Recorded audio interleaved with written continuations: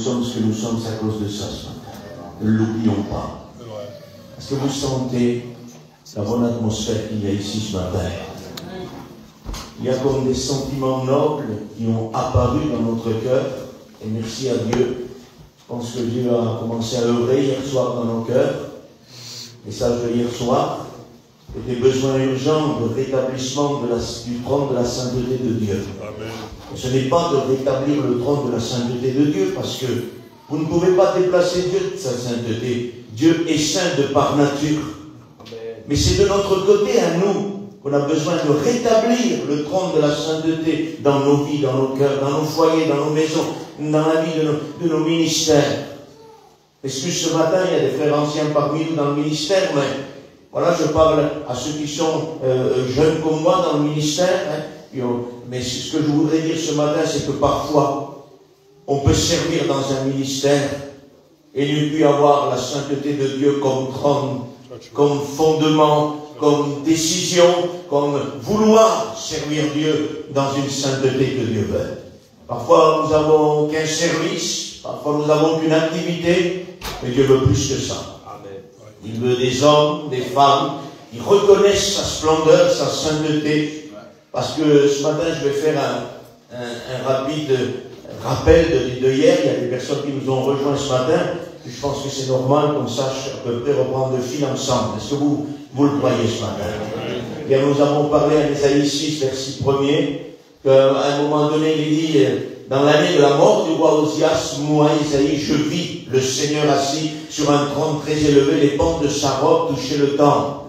Et là, il vit des anges qui étaient là, des séraphins qui louaient, qui disaient Saint, Saint, Saint et l'Éternel. Les anges se couvraient le corps, se couvraient la face, et ils avaient deux ailes pour voler. Et c'est pour nous une démonstration du respect, de la crainte de l'Éternel, que ont ces créatures angéliques devant le Seigneur. Et j'aimerais vous dire que l'Église de Dieu doit avoir un saint respect envers le Seigneur. Est-ce que vous voulez qu'on prie quelques instants de nouveau le Seigneur? On ferme nos yeux ensemble. Amalora yanda tutevas. Mangal chora, chokamimo shiputiar. Kamastana sotron sunsimas comme la tuteves. Nous désirons que le trône de la sainteté soit de nouveau rétabli à nos yeux. Il y a un besoin urgent de rétablir le trône de la sainteté dans les vies chrétiennes, dans les ministères. Nous avons besoin, Seigneur, de toi. Si les personnes ne se sentent pas concernées ce matin, mais moi je suis le premier concerné, Seigneur. J'ai besoin de rétablir dans mon foyer, dans mon ministère, le trône de la sainteté, respecter, adorer, et qu'il prime dans ma vie, Seigneur. Nous avons vraiment besoin de reconnaître de nouveau le Dieu 3 fois saint que nous servons. Seigneur, tu n'as pas changé, tu es le même, hier, aujourd'hui, éternellement. Seigneur, ce matin, viens bénir nos cœurs. Ce matin, viens rétablir dans nos vies la crainte de l'Éternel. Seigneur, nous n'avons pas peur de toi, et nous te respectons. Nous t'obéissons avec un respect qui te ressemble, qui s'appelle l'Éternel, le Dieu 3 fois saint. Christ éternel te demande ce matin de nous bénir. Il demande de faire grâce à travers ta parole. Au nom de Jésus, merci Seigneur. Amen. Amen. Que Dieu soit béni. Ésaïe 6 dit comme cela, je vais le relire ce matin, l'année de la mort du roi Osias, Ésaïe 6, verset 1er. Je vis le Seigneur assis sur un trône très élevé, et les pentes de sa robe remplissaient le temple. Des séraphins se tenaient au-dessus de lui. Ils avaient chacun 6 ailes, 2 dont ils se couvraient la face, 2 dont ils se couvraient les pieds, et 2 dont ils se servaient pour voler. Ils criaient l'un à l'autre, et disaient Saint, Saint, Saint est l'Éternel des armées. Toute la terre est pleine de sa gloire. Les portes bougèrent dans leur fondement, par la voix qui retentissait, et la maison se remplit de fumée. Alors je dis, malheur à moi, je suis perdu, car je suis un homme dont les lèvres sont impures, j'habite au milieu d'un peuple dont les lèvres sont impures, et mes yeux ont vu le roi, l'Éternel des armées. Et l'un des séraphins vola vers moi, tenant à la main une pierre ardente qu'il avait prise sur l'autel avec des pincettes. Il en toucha ma bouche et dit, ceci a touché tes lèvres. Ton iniquité est enlevée et ton péché est expié. J'entendis la voix du Seigneur disant, qui enverrai-je et qui marchera pour nous? Je répondis, me voici, envoie-moi. Amen. Me voici, envoie-moi. Amen. Que tu sois ce voici ce matin, que je sois ce voici, et que nous puissions dire au Seigneur, me voici, envoie-moi Seigneur, envoie-moi pour que je puisse témoigner, envoie-moi que je puisse chanter, envoie-moi que je puisse prêcher l'évangile, parce que tellement d'âmes ont encore besoin de l'Éternel. Que nous soyons ces instruments de Dieu, que Dieu va envoyer. Qui enverrai-je? Qui enverrai-je? Isaïe a compris. Il dit, mes mains sont impures, mes lèvres sont impures. J'ai vu le roi, l'Éternel des armées. Et puis à un moment donné, il dit, me voici, envoie-moi. Ça veut dire qu'il y a eu quelque chose qui s'est passé. Entre le moment qu'il se reconnaît pécheur, qu'il se reconnaît quelque part, non pas digne de voir l'Éternel, puis à un moment donné, il dit, envoie-moi. C'est passé quelque chose. Vous savez ce qui s'est passé? C'est qu'il a reconnu de nouveau, puissamment, l'établissement du trône de la sainteté. Et que en son cœur, là, quand l'ange est venu, avait prendre un charbon ardent et toucher sa bouche, c'est à ce moment-là qu'il a compris la purification par le feu du Saint-Esprit. Il n'est pas, ici, ce n'est pas indexé sur le salut de nos âmes, pardonnez-moi. Il est dit, ton péché est enlevé, ton iniquité est enlevée, ton péché expié. Il ne parle pas de salut ici. Parce qu'à ce moment-là, Christ est mort en vain. Parce que ce n'est pas un ange qui peut purifier un homme. Même s'il prend, écoutez bien, même s'il prend du feu de Dieu, du feu du trône, et qu'il vient toucher les lèvres de quelqu'un, ce n'est pas ça qui peut le sauver. Non, ce n'est pas ça. Ce qui peut sauver un homme, une femme, c'est la mort et la résurrection de Jésus-Christ. Amen. L'apôtre Paul va dire, même si un ange viendrait vous annoncer un autre évangile qui diffère de celui que nous vous avons annoncé, qu'il soit maudit à la terre. Ça veut dire qu'ici on comprend bien que ce n'est pas par rapport au salut, mais c'est par rapport au service. Une purification par rapport au service. Ton péché est expié, ton iniquité est expiée. Oui, c'est un péché, c'est une iniquité de ne plus reconnaître la sainteté de Dieu. Et de cette iniquité-là, il parle. Oui, c'est un péché de ne plus reconnaître la sainteté de Dieu. Quand on a connu la sainteté de Dieu, et de continuer à servir, continuer à chanter, continuer à prêcher, sans reconnaître le Dieu 3 fois saint, c'est une iniquité, une désobéissance. Et Isaïe a compris. L'ange vient avec le feu du Saint-Esprit, et là, il purifie sa lèvre, purifie sa pensée, il fait revenir à lui-même, et il comprend que pendant le règne, pendant un certain temps dans le règne d'Osias, ces rois orgueilleux, on l'a dit hier, ce roi orgueilleux qui ne servait plus l'Éternel à un moment donné, a plongé le peuple dans une certaine activité sans respect de la parole de Dieu et du trône de la sainteté. C'est ce qui est arrivé. Parce qu'à un moment, Osias, on l'a vu hier, Dieu le fit prospéra, il était avec lui. Mais à un moment donné, la Bible dit quand son cœur s'éleva parce qu'il devient puissant, Dieu n'est plus avec lui. Et là, il se passe d'obéir à la parole de Dieu, il se passe de respecter la sainteté, il veut tout faire à sa manière, et là, c'est là que ça devient dangereux. Il y a une grande activité à cette époque-là, mais il n'y a plus d'intimité. Il me semble que nous vivons dans notre temps aujourd'hui une activité intense avec un manque d'intimité, particulièrement devant la face de Jésus. Une très grosse activité. On ne s'arrête pas de travailler, on ne s'arrête pas de chanter, on ne s'arrête pas de prêcher, mais est-ce qu'il y a cette intimité au trône de la grâce? On en a parlé hier, et on en reparle ce matin, combien c'est bon de rentrer dans sa chambre et de chercher Dieu. Amen. De chercher le Seigneur. Ne confondez pas activité avec intimité. Il y a ici une révélation du trône de Dieu dans sa sainteté, et l'activité et l'adoration est mis ici en relief aussi. Par quelle manière, frère? Par la manière des séraphins qui sont là. Ils ont des ailes, 6 ailes. Et parfois, il y en a qui disent, personne n'a jamais vu un ange, on ne sait pas s'ils ont des ailes.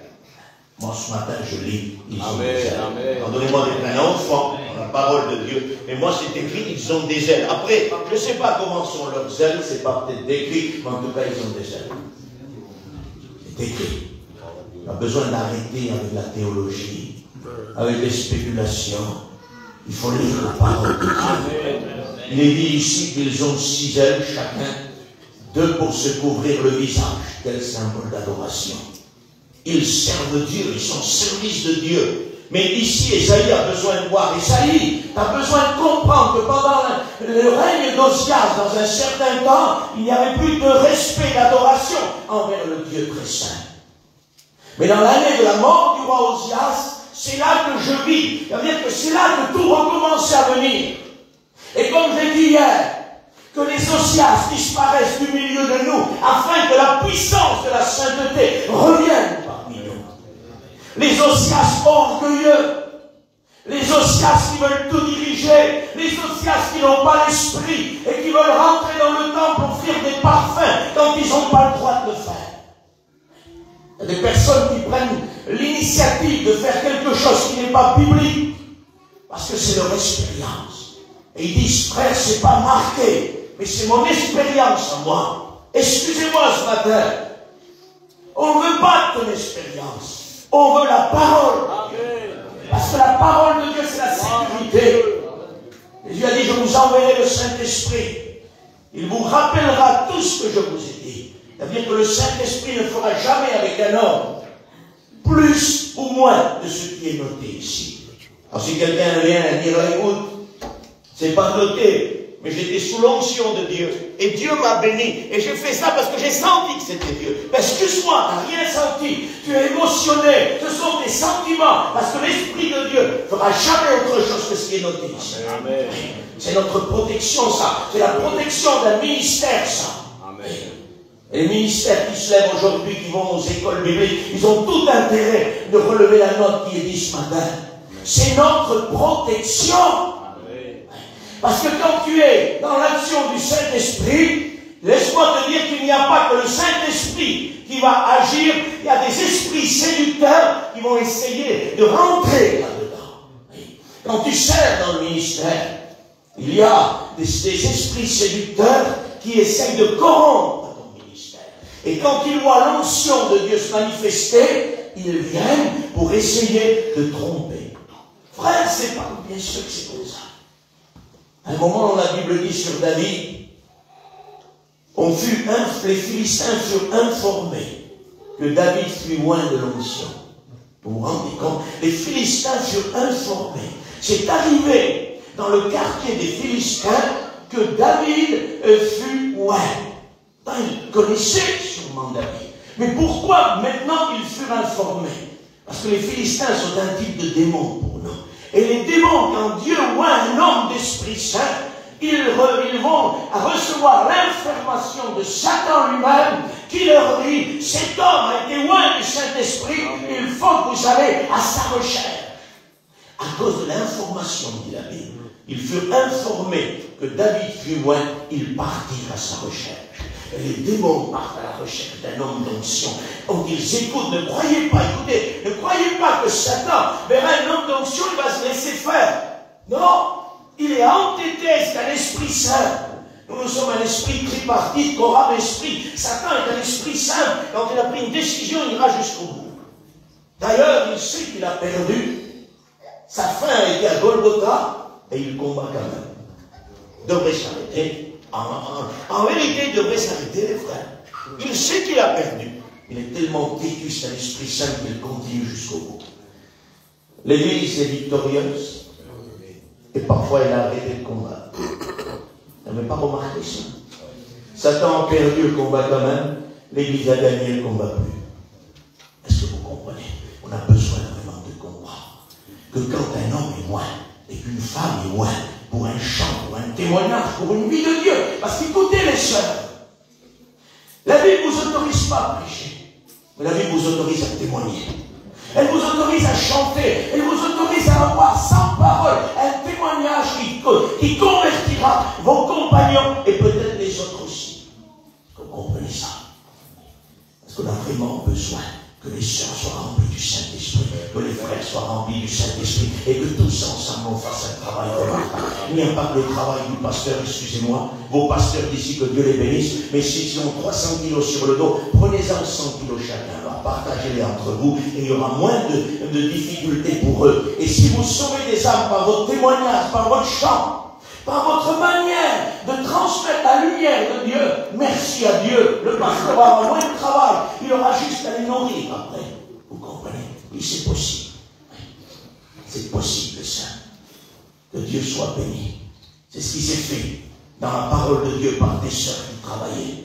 Elles sauvaient par leur témoignage. Dans le réveil de notre mission, c'est ce qui s'est fait. Des sœurs étaient remplies du Saint-Esprit. Elles sauvaient, n'ont pas prêché. Aujourd'hui, la tendance voudrait nous dire que l'enseignement de la parole de Dieu n'a jamais interdit la forme de prêcher.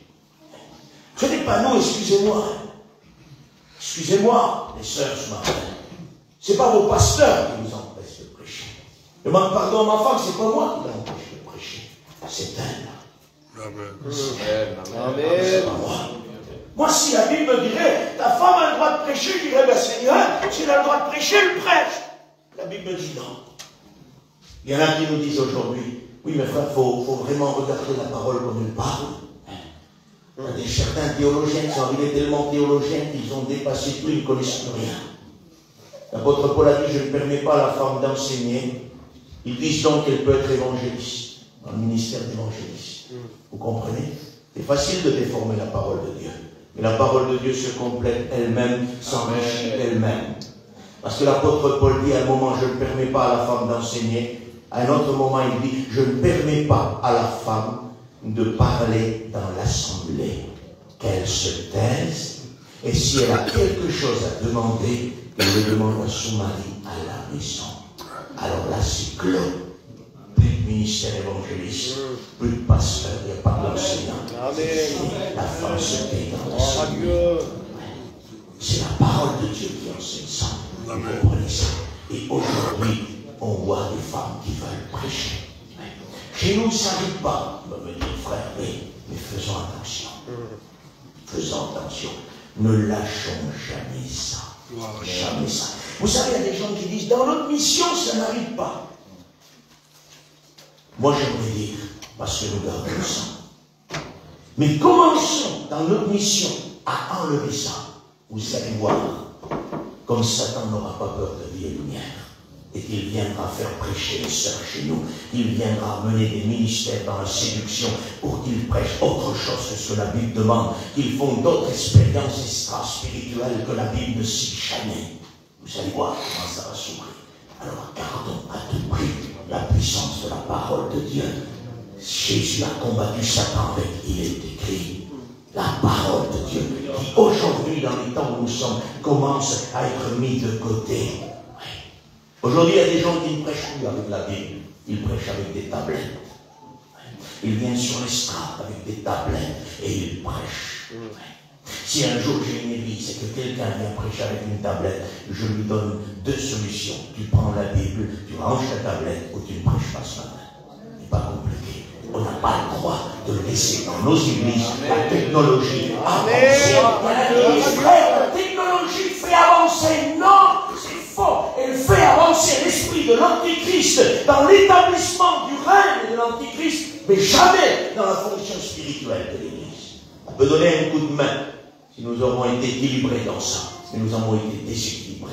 On a plus de réseaux sociaux que de consécration. On regarde plus le téléphone que ce que nous devrions prier. Vous comprenez ça? Il y en a qui disent, frère, c'est une bénédiction. Des gens qui ne peuvent pas écouter, peuvent écouter. Oui, et à l'époque de Jésus, tu crois que des gens, il n'y en avait pas qui ne pouvaient pas être là pour écouter? Il y en avait tout plein. Et pourtant, Christ a propagé par le Saint-Esprit la parole de Dieu. Parce que le Saint-Esprit est capable d'aller chercher une âme. Parfois, quand tu dis, si tu parles sur les réseaux sociaux, on te dit que tu n'as pas d'amour. On te dit, frère, tu n'as pas d'amour, il y a des malades dans les hôpitaux, ils voudraient écouter, ils ne peuvent pas. Ce n'est pas un manque d'amour. C'est juste qu'à un moment donné, il y a un temps pour toute chose. Et tant que ce qu'on peut faire aujourd'hui, faisons-le, parce que demain, peut-être qu'on ne pourra plus faire ce qu'on fait aujourd'hui. C'est pour ça qu'il faut profiter du temps présent, vous comprenez ça? Parce qu'au temps de Jésus, il y avait tout plein de malades qui ne pouvaient pas venir. Mais à un moment donné, quand le Saint-Esprit voulait le faire, Jésus se trouvait là.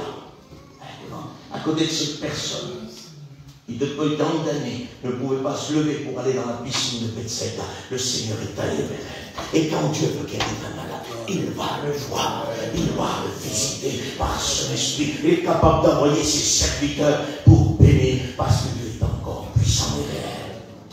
On ne croit plus à ça, à cette direction du Saint-Esprit. Où est-ce que le Seigneur peut se lever dans ma vie et dans la vie de mes frères un matin et de frapper à l'entre-cœur et dire ce matin, tu vas dans tel hôpital, tu vas dans telle caravane, tu frappes à la porte, il y a quelqu'un qui attend une bénédiction de ma part.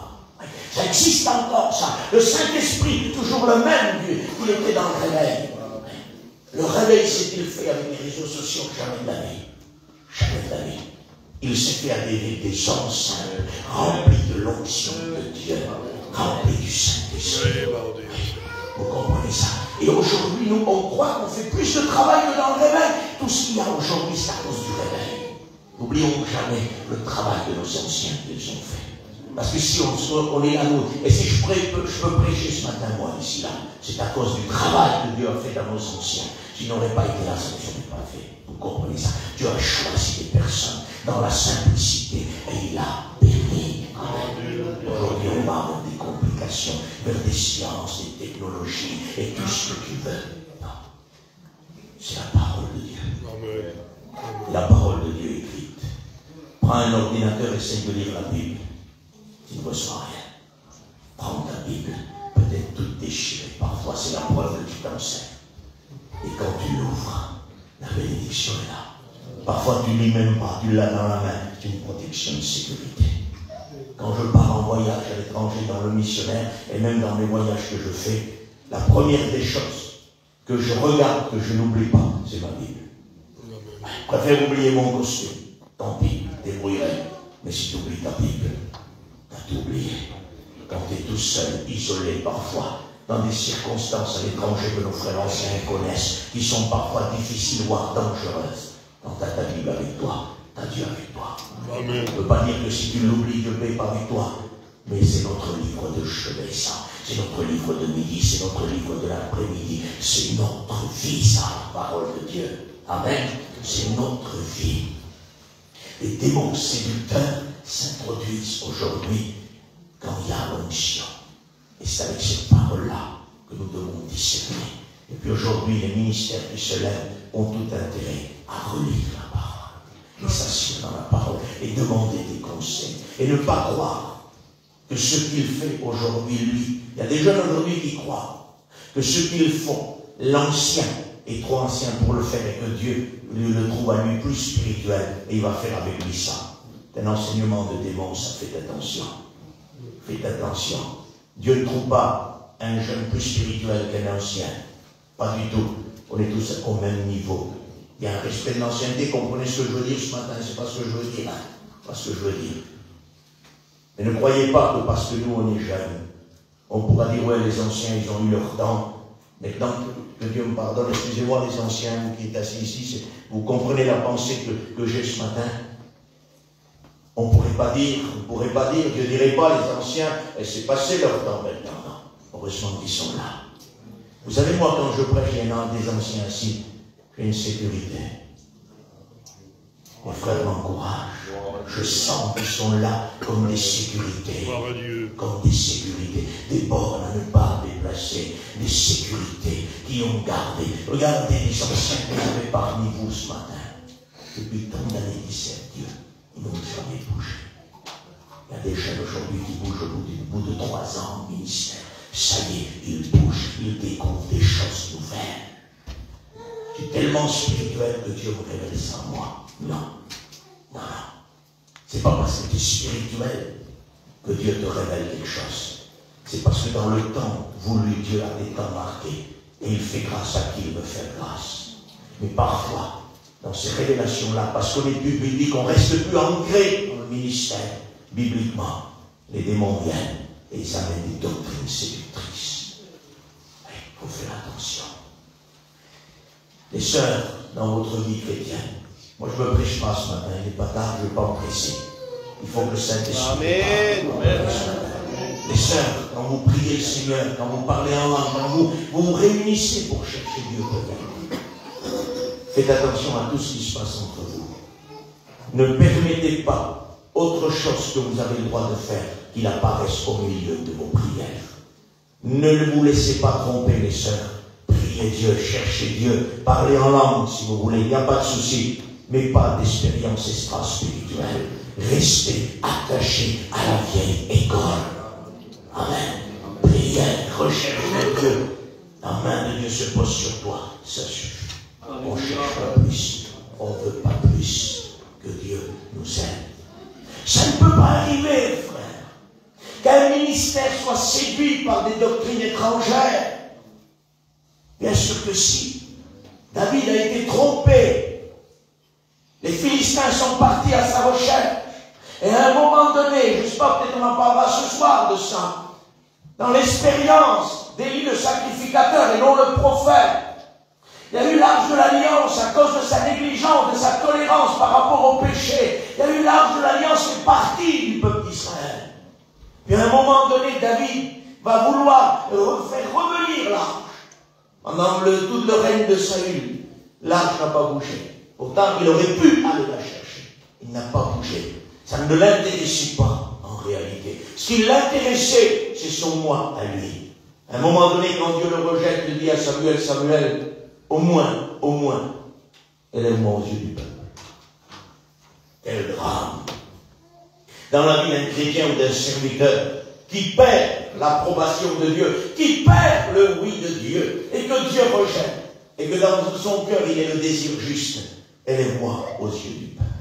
Ça sert à quoi d'être élevé aux yeux du peuple si Dieu n'est pas avec toi?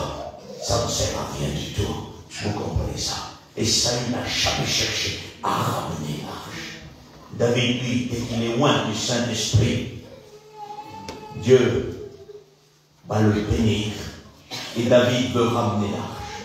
C'est une bonne intention de ramener la présence de Dieu parmi nous. Est-ce que vous le croyez? C'est formidable ça. C'est formidable.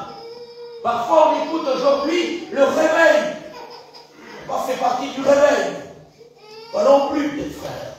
Mais en tout cas, on écoute ce qu'il dit. C'est merveilleux quand il parle du réveil. C'est formidable. Et on a envie, comme nous les jeunes aujourd'hui, de dire, on voudrait que ça soit comme un réveil. Et on aurait une bonne intention de dire, on voudrait nous aussi vivre ce que nos anciens ont vécu là. Cette simplicité-là. Autour d'un feu, les gens étaient baptisés du Saint-Esprit, se sauvaient. Ils étaient là, où ils se rassemblaient, il y avait des vies qui naissaient de nouveau.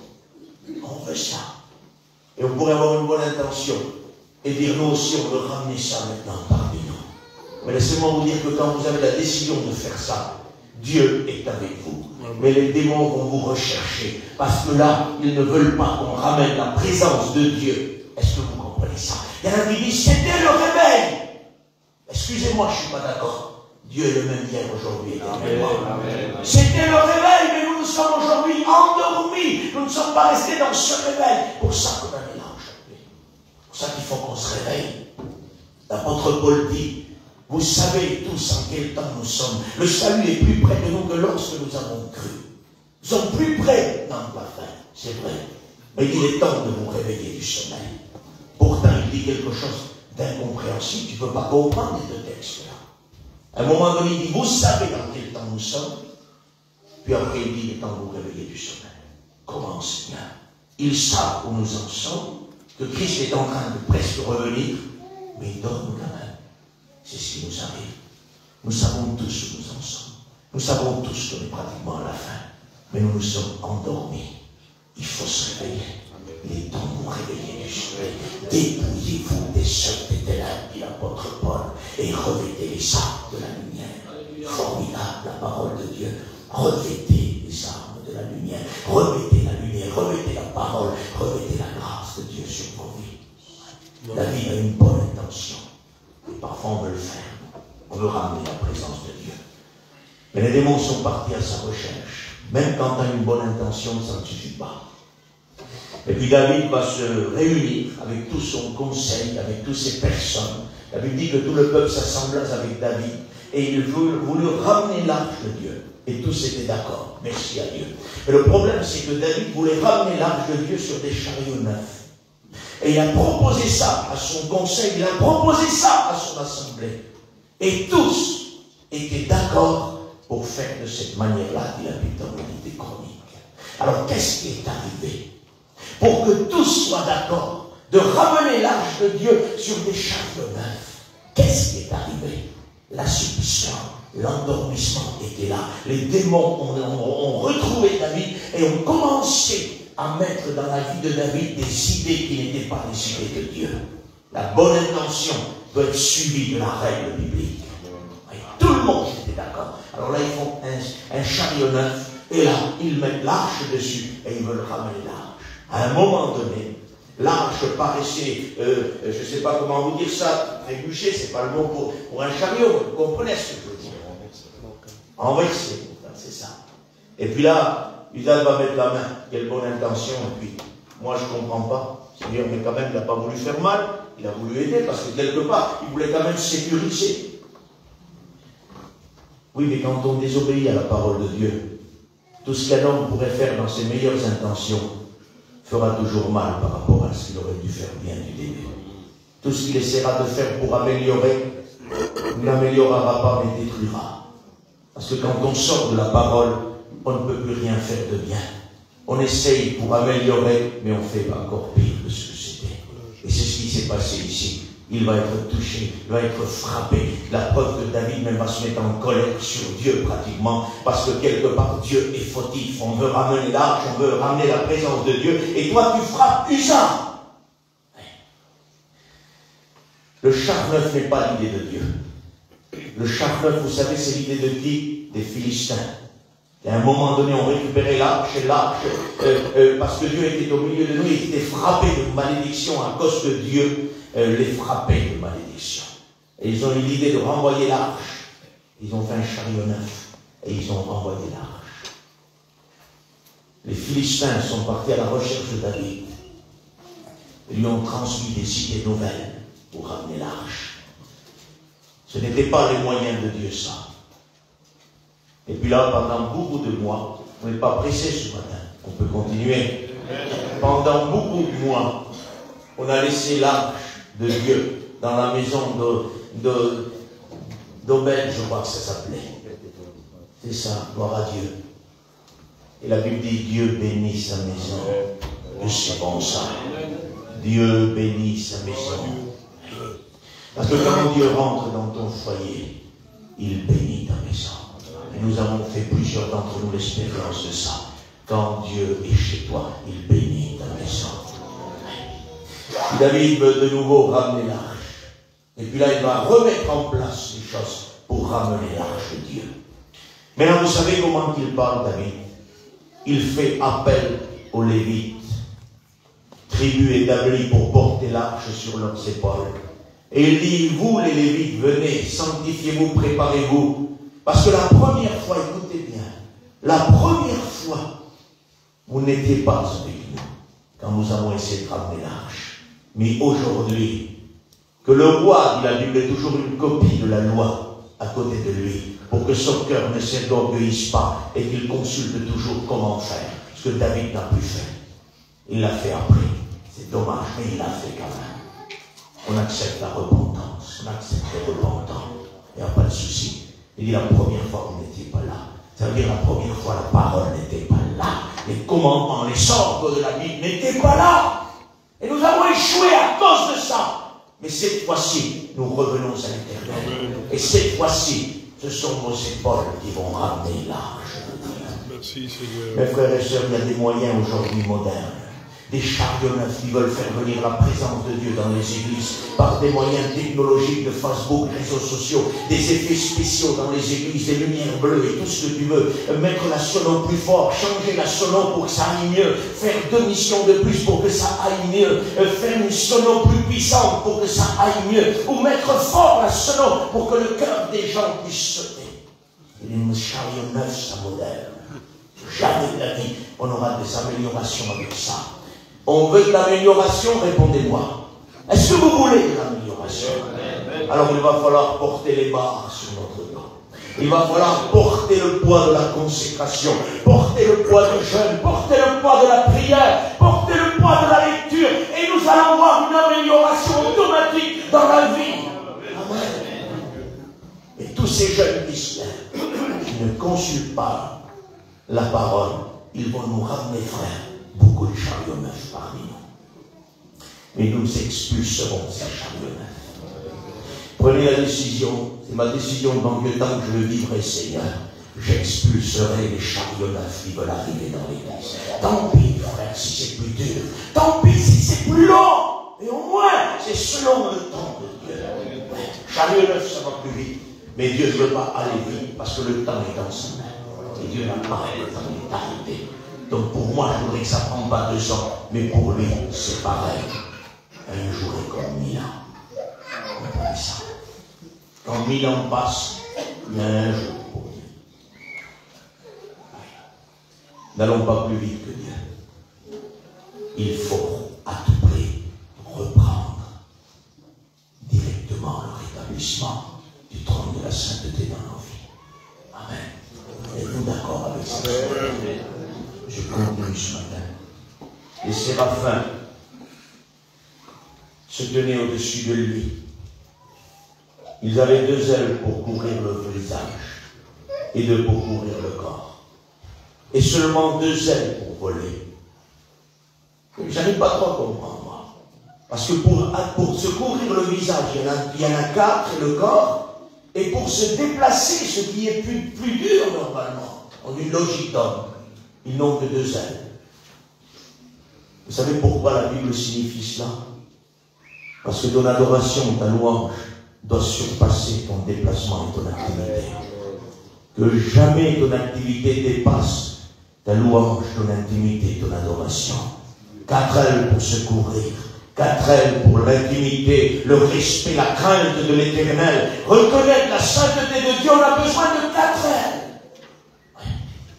Pour l'activité, 2 ailes suffisent. Votre activité ne doit jamais dépasser votre intimité.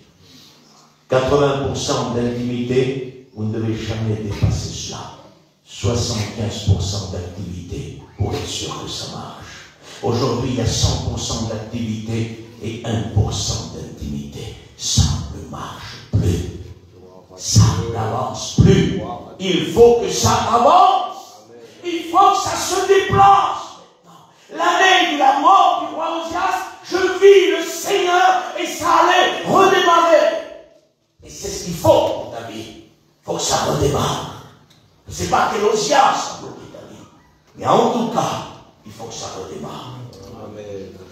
Et sœurs, ça peut être l'Osias du ménage. Pardonnez-moi ce matin. Ça peut être l'Osias du chiffon en main. L'Osias de la convoitise matérielle qui a pu bloquer vos vies avec Dieu. Peut-être que vous n'avez plus le temps de prier par rapport aux affaires de la vie. Peut-être que vous n'avez plus le temps de prier par rapport au désir de votre cœur. Un cœur envieux, convoité, c'est la carinaison. Un cœur en paix, c'est la vie du corps.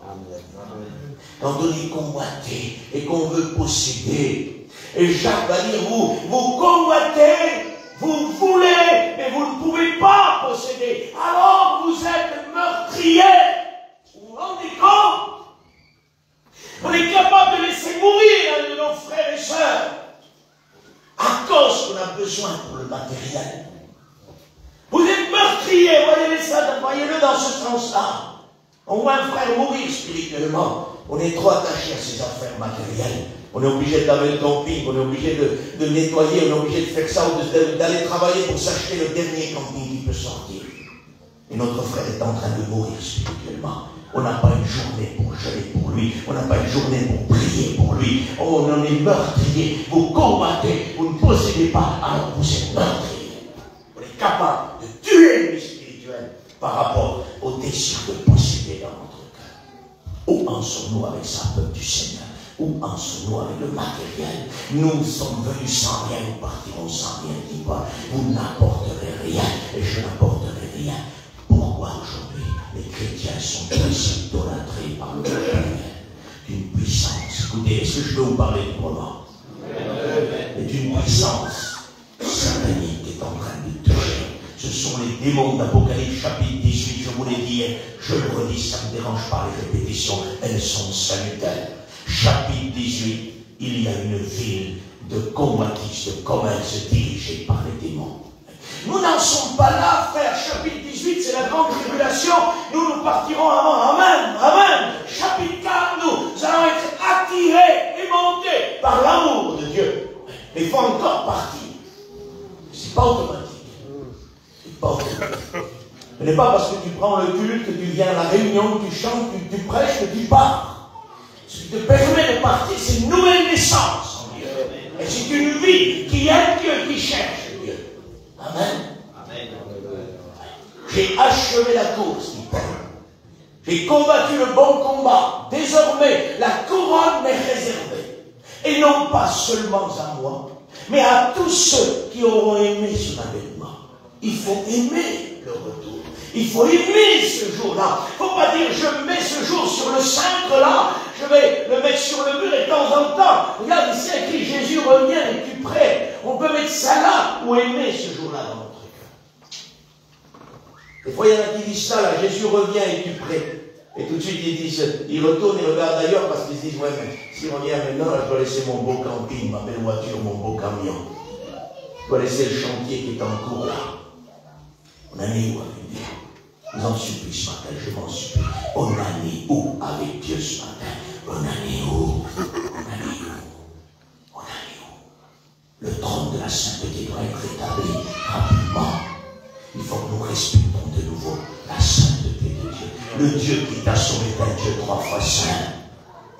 3 fois saint. Je l'ai dit hier, je le redis. La grâce de Dieu n'a pas changé Dieu dans sa sainteté. Elle m'a changé. Il reste le même hier, aujourd'hui, éternellement. Le Dieu de l'Ancien Testament est toujours le Dieu dans ses exigences du Nouveau Testament. Il ne change pas. Il est meilleur, il est plus bon dans le Nouveau. Non, pas du tout. Pas du tout. Il n'est pas meilleur que dans l'Ancien, dans le Nouveau.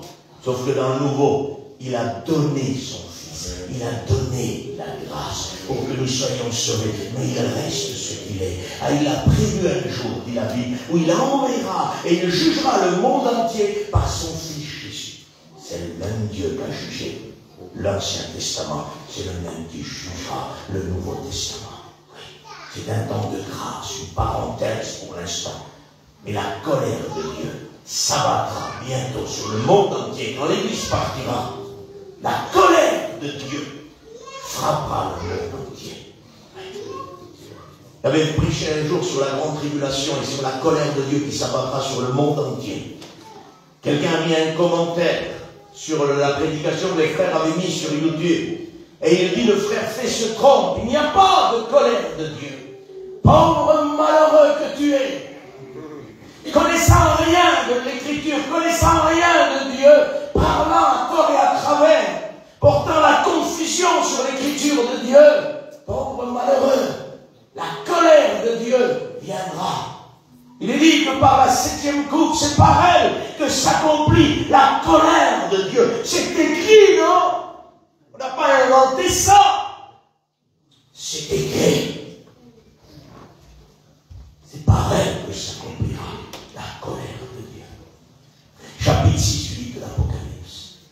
Les riches, les grands, les militaires se cachaient et disaient aux montagnes, couvrez-nous pour que nous ne voyions pas la colère de l'agneau. Ah bon?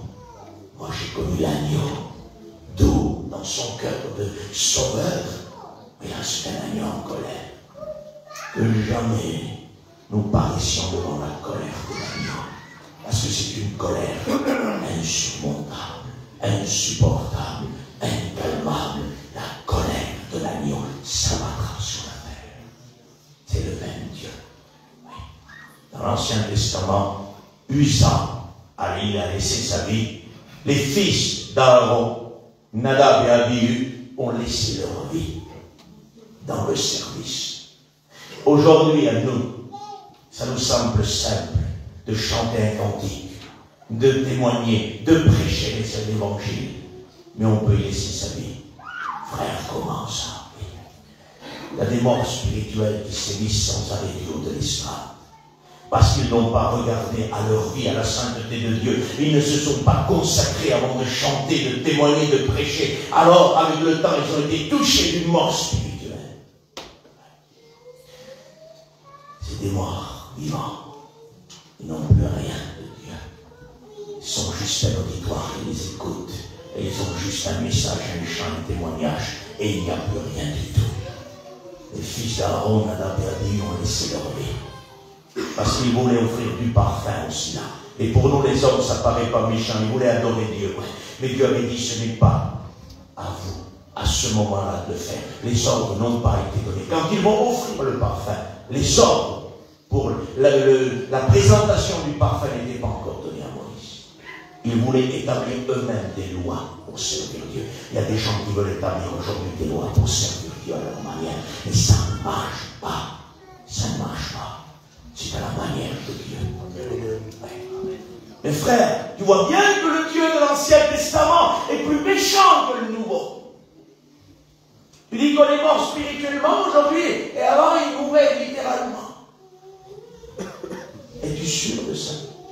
Parce que quand on lit la Bible, dans le livre des Actes, Ananias va mentir au Saint-Esprit, et il va immédiatement expirer.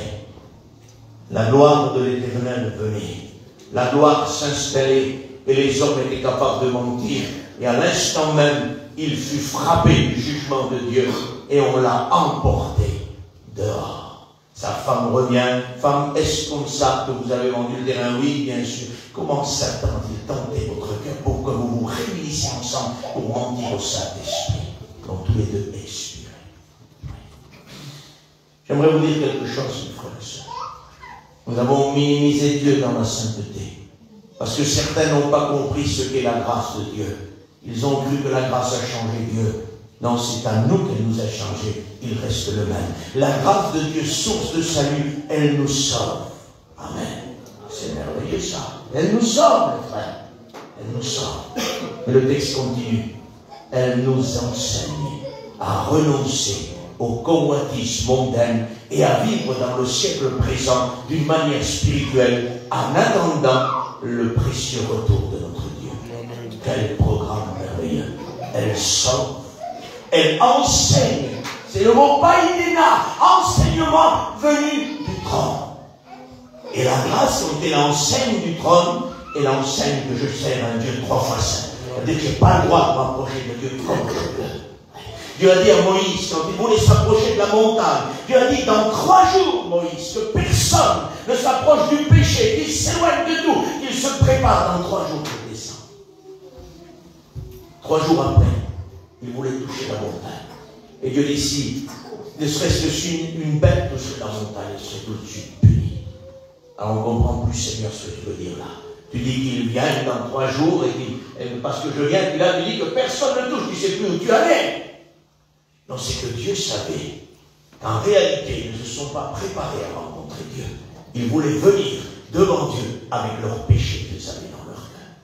Oui. Il est dit dans le livre de l'Apocalypse, dans le livre de Thyatire, ce que j'ai contre toi, c'est que tu laisses cette femme tolérer. Que tu tolères que cette femme enseigne mes serviteurs à se livrer au péché. Et avec Moïse là-bas, le peuple était rempli de péché. Pardonnez-moi de débauche, de tout ce que tu veux. Et il voulait s'approcher avec ça du cœur de Dieu. Et là, il a dit, stop Moïse. Tu viendras seul, mais eux ne s'approcheront pas de moi.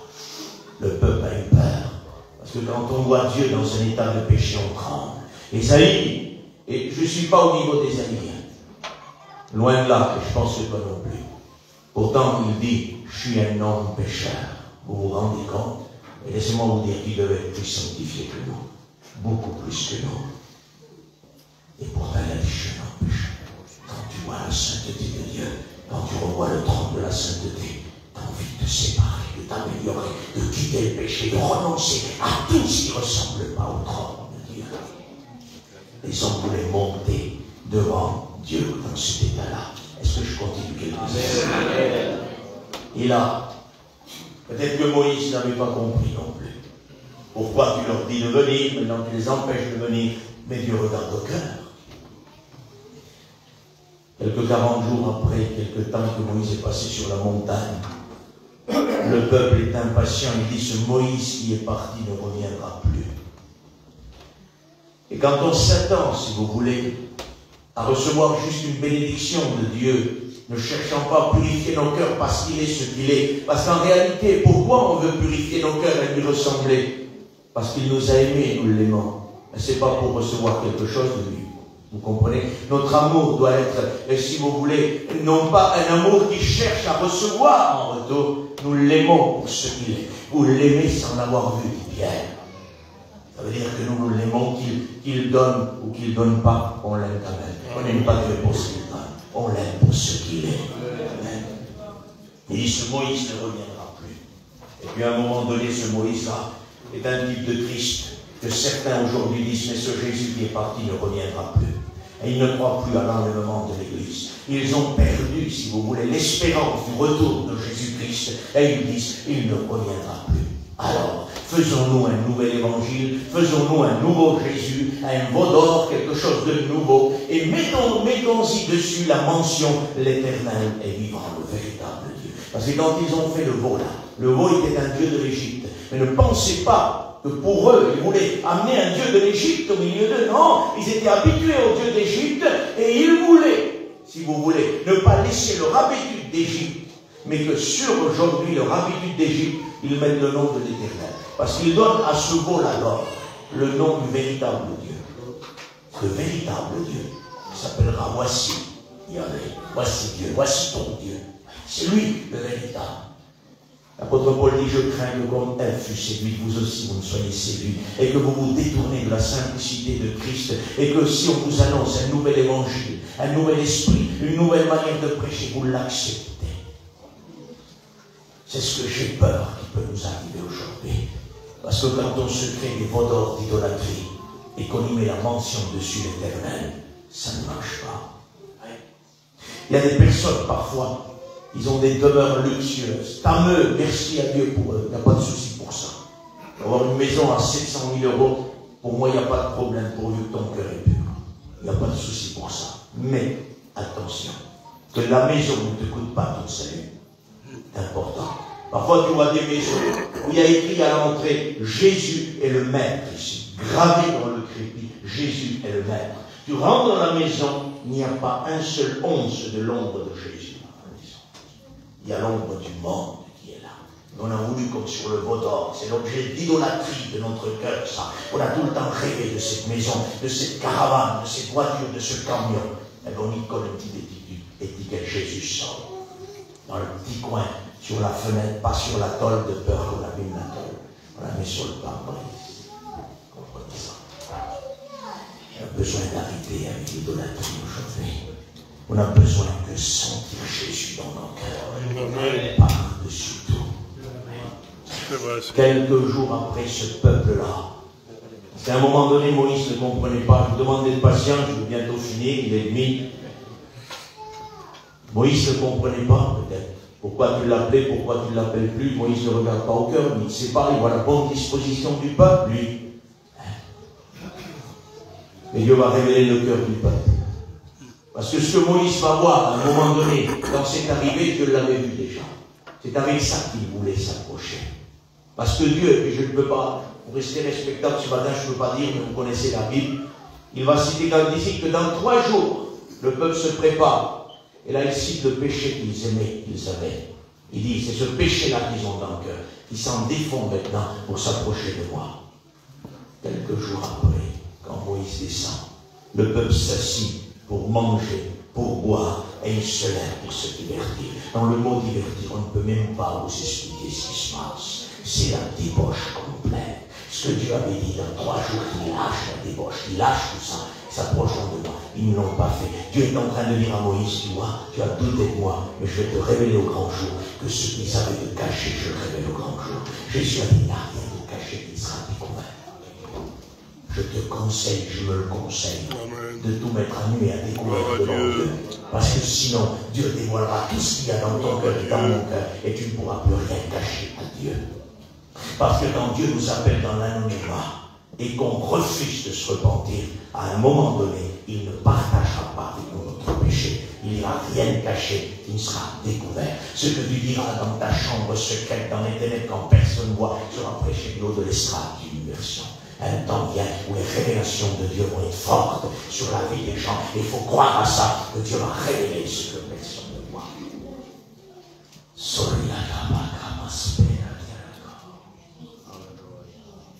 Jesus follow the Maraspan before his Maragalios Yenderiash Popis Yenderiazakawasia. Gregoras Mirakemandaharma Yandariasia. Soro che Delores Yendakawa.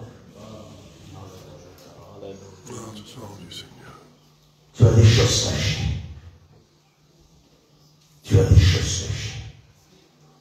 Il faut que tu montres à Dieu ce que tu as. Écoute bien. Ce n'est pas à moi ou au serviteur. C'est à Dieu que tu dois te confier. Tu as des choses cachées. Voulez-vous être bénis? Dieu prend les choses en main à partir de ce moment-là. Vous allez fermer vos yeux. Merci. Merci, merci Seigneur. Majesté, tu es le seul qui peut interrompre. Tu es le seul qui peut se permettre d'interrompre